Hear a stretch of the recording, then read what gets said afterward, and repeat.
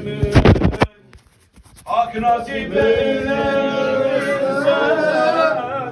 görsem yüzünü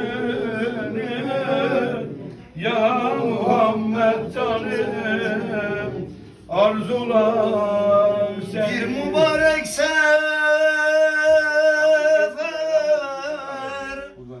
olsa da gitsem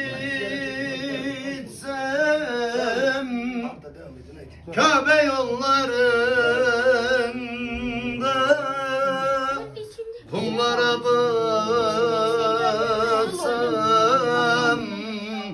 kumlara batsam, nur cemalin bir kez düşte seyretsem ya Muhammed canım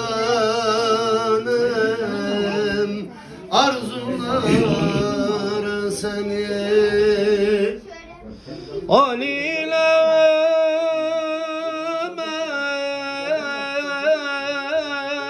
Ömer Hüseyin anda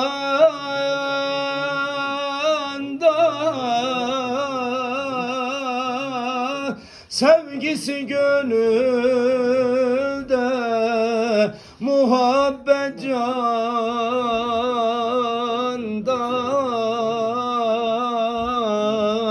muhabbet canda. Yarın mahşer günü hak divanında ya Muhammed canım arzular seni, arzular seni. Yunus met eyledi seni dillerde,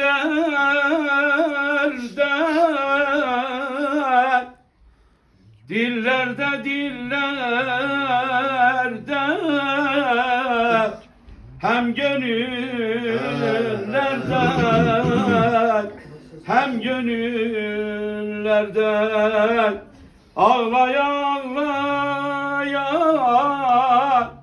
gurbet illerde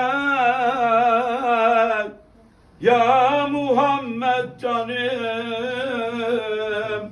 arzular. Allahümme salli ala seyyidina Muhammedin. Ya ziyaret ziyaret ettiyse geçsin çocuklar açın. Yardım edeceğimiz biri var mı? Hepsi evladım.